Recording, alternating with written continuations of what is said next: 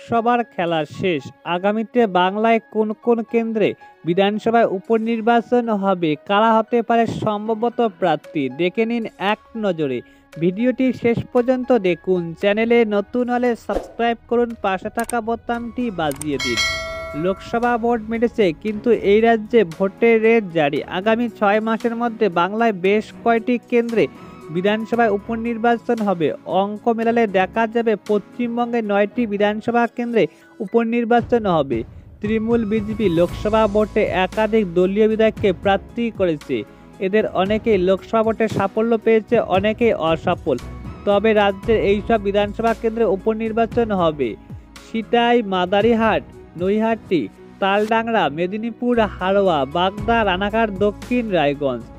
এবার কুচবিহার লোকসভা কেন্দ্রে তৃণমূলের হয়ে জিতেছে জগদীশ চন্দ্র বর্মা বসুনিয়া। তিনি হারিয়েছে কেন্দ্রীয় স্বরাষ্ট্র প্রতিমন্ত্রী নীতিশ প্রামাণিককে।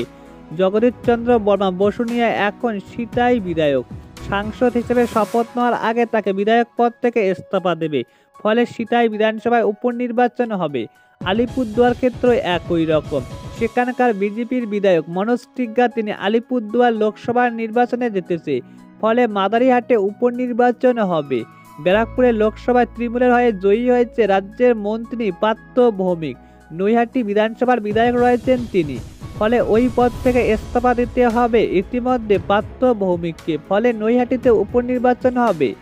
তালডাংরার বিধায়ক অরূপ চক্রবর্তী, তিনি লোকসভায় বাঁকুড়া কেন্দ্রে তৃণমূল প্রার্থী হিসেবে জয়লাভ করেছে।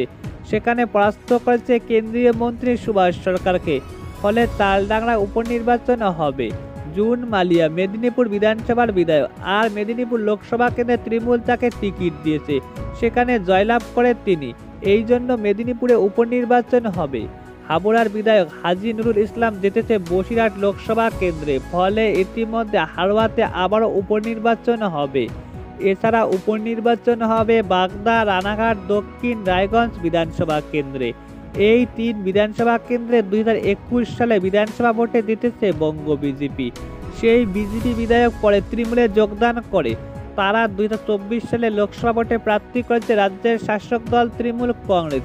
যেহেতু দল বদল করে এরা লোকসভায় প্রার্থী হয়েছে, তাই তাদের আগেই বিধায়ক পদ থেকে ইস্তফা দিয়েছে। ফলে কৃষ্ণ কল্যাণী রায়গঞ্জ, বিশ্বজিৎ দাস বাগদা, মুকুটমণি অধিকারী রানাঘাট দক্ষিণ ইতিমধ্যে উপনির্বাচন হবে এমনটাই জানা গিয়েছে। তবে ইতিমধ্যে কে কোন কেন্দ্রে নতুন করে প্রার্থী হবে নিয়ে এখন জল্পনা তুঙ্গে।